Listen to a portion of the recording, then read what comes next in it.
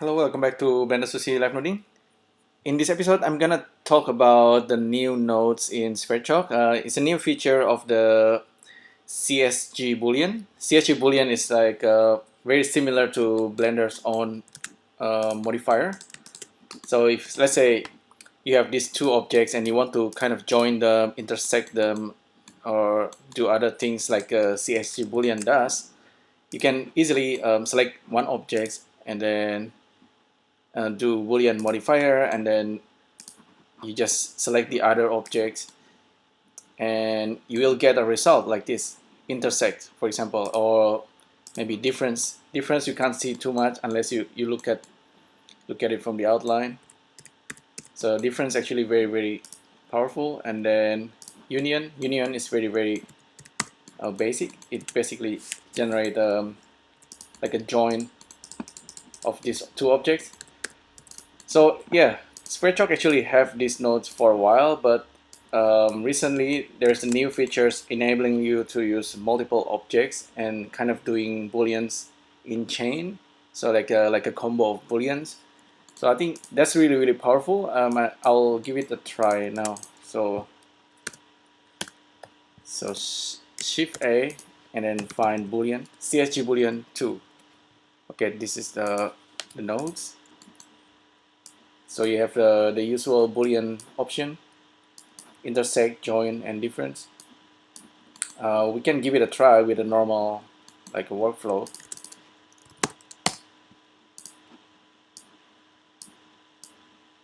Or actually, why don't we just use like a real object? So we have this guy, smaller cube and a larger cube, and then bring them into Sverchok. So objects in, gonna get the smaller one, assign the matrix, assigning the transformation of these objects, and get the other cube, get selection. Okay, we have both cube and we just need to plug this in.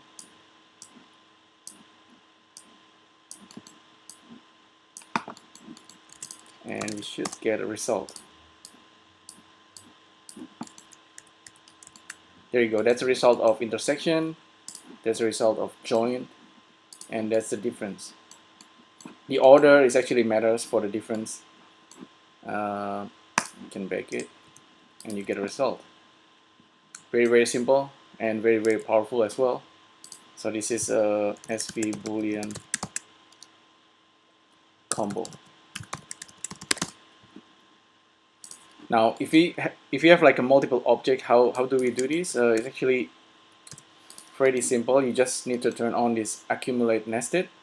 Once you do that, you see the nodes change, kind of change its shape, and then now it's actually accepting multiple vertices and polygon.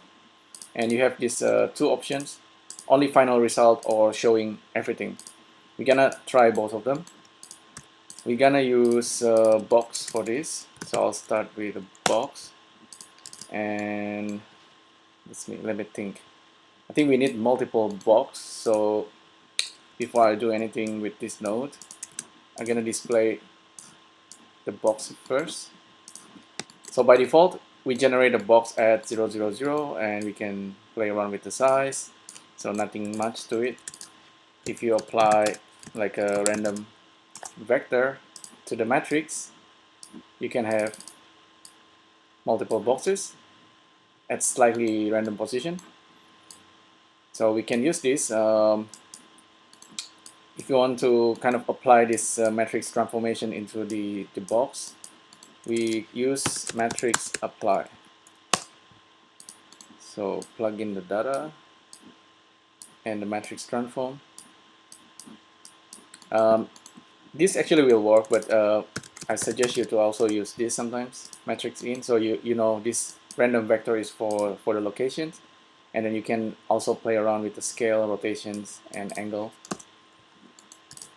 Okay, I'll cut all this, plug this in. If I bake this, we get these objects, but you know that these objects, they are all still like they are not like booleans. They are, the inside part is not clean up,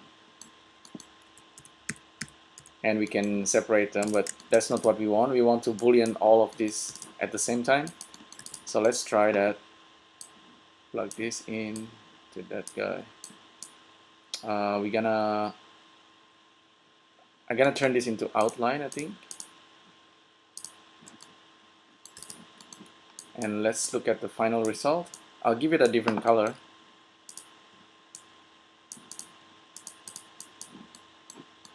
So difference doesn't seems to give anything. Maybe join, intersect. Oh, actually, I know why. In this case, we actually should turn off the join. So now we have like 5 data coming in into the CSG Boolean, and then now we can do this accumulated nested objects and perform like the Boolean on top of them.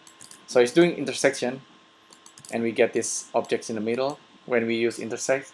There's also join. So join, if I bake them, you see the result. This is actually the objects joined together.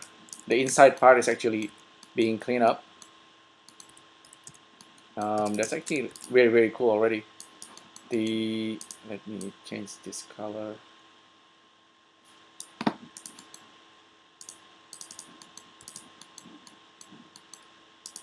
Difference, I quite like the difference. Difference actually is using the first box and then kind of finding the difference between the two, and then it's kind of like subtracting actually. So at the end you have something like this, which is you can easily bake, and you get a interesting result. So like it's pretty abstract, and you can randomize this and get like all kind of different shapes very, very easily. This is very, very powerful tools for architects, for example. Yeah, you just can keep doing this, randomize the seed, and then get all these different results. You can use this for your design. For example, you know, this is what it is, furniture. Maybe this is like a bus stop. Maybe idea for a building. Yeah, I think that's really powerful. And like I said, there's this option: only final result or display every single process. I think I'm interested with the displaying like only like for every process it goes through, it's gonna generate the objects. That's actually might be interesting. If I use, so we actually have 4 pieces based on this. Okay, so what it's the total number of the objects passed into this guy minus 1. So if we use matrix in and use like line, something like line on every process, I think this is really powerful. Let me try maybe randomizing the cube itself. Actually make it bigger. So everything is still live as well, and you can tweak it to your heart content. Oh man, I really like this Boolean CSG. I think it's really powerful. Let's see what else I can try here. I have not rotated the cube yet, but if I start rotating, we might see some surprises. So there you go, see? Very, very easily you can generate this kind of I don't know, you can call it like a new kind of art in 3D. I can plug this into the scale as well, but actually for the scale I tend to use a just random number generator. Random number generator. Make it 5 between 1 and 5, 4. Plug this guy in.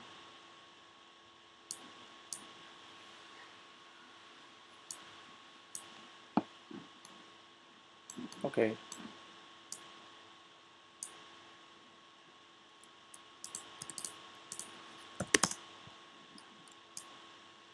slightly more interesting.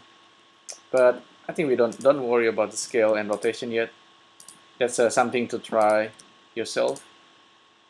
Let's try with just the number of the cube here. Let's say we have 10. So we have 9 generation here.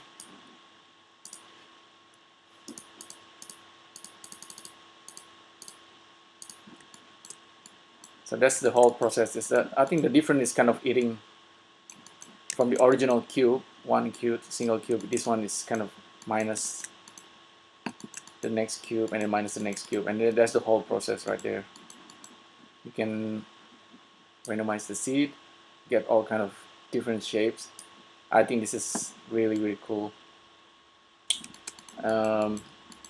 Join, not so much interesting. Actually, join can produce like a clean result. Intersect is gonna give you like just a intersection of all the cube. Maybe you're just gonna get a box.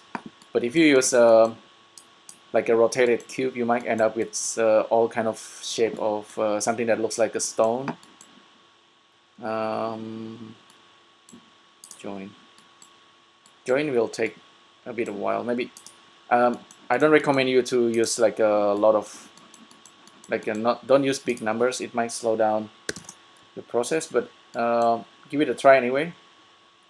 Normally, this is something you can perform using multiple modifiers, stack, or maybe Python script.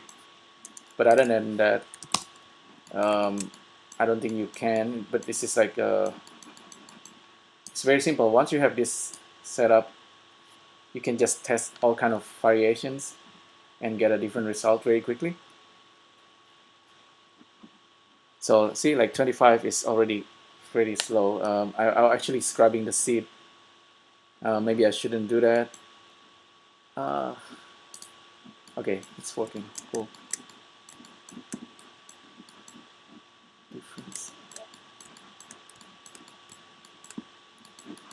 If I turn off that thing, turn on the shade, we get this shape. So yeah, that's pretty much it for this quick look at the CSG Boolean and accumulate nested options. I think this is very powerful. I recommend you to give this a try, and I might actually do a little bit more with this CSG Boolean in the future live noding. If you have any feedback, suggestion, let me know in the comments below. I guess I'll see you in the next video. Thank you.